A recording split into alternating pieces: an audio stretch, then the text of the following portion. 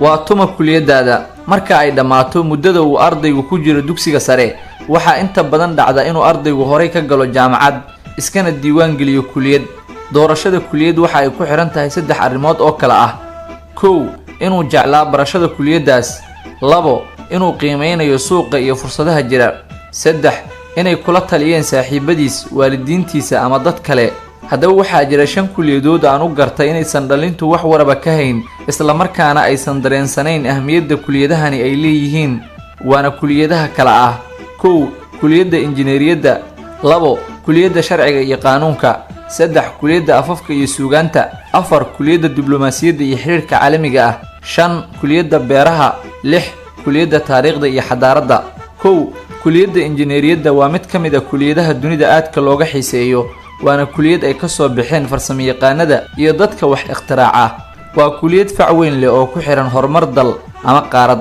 kuliyaddan waxaa ka sii farcama dhowr qaybood oo kala ah: injineeriyadda farsamada, injineeriyadda dhismooyinka, injineeriyadda korontada iyo tamarta, injineeriyadda makaanikada, injineeriyadda nashqadeynta iyo qaabeynta guryaha, injineeriyadda kiimikeed, injineeriyadda tiknoolajiyadda iyo kombiyuutarka. dad aad u kooban ayaa barta kuliyaddan, waana dadka mustaqbalka dhow rajo wanaagsan ka qaba iyo suuqa dhaqaalaha. 2 kuliyadda sharciga iyo qaanuunka waa kuliyadda ay ka soo baxaan sharciyaqaanada, qareennada iyo garsoorayaasha. kuliyaddan waxa ay u sii kala baxdaa 3 qaybood: qaybta sharciga, qaybta qaanuunka. 3 kuliyadda afafka iyo suugaanta waa kuliyadda lagu barto luqadaha, dhaqanka iyo suugaanta luqadaha lagu dhigto. kuliyaddan shaqadeeda ayaa ah in si cilmiyeysan loo diraaseeyo afka iyo suugaanta.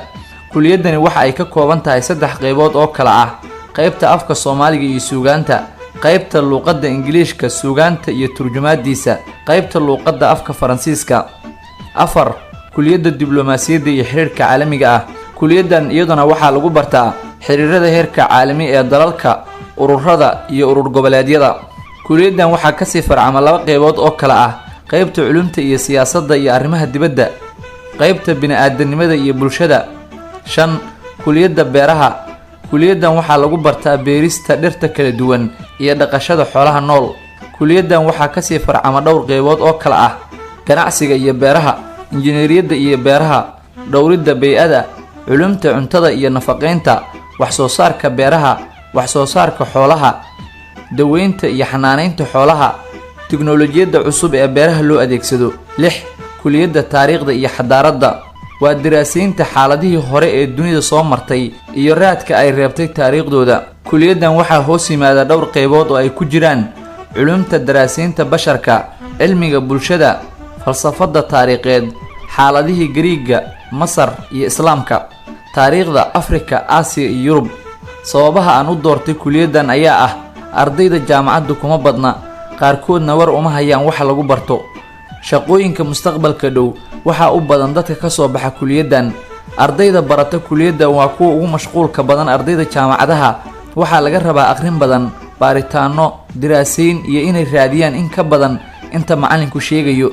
ugu dambeyn, talo: ardaygu marka uu yahay arday jaamici ah oo ku jira heer jaamacadeed, macallinku waxa uu baraa 30% halka 70% ardayda laga rabo inay isbaraan.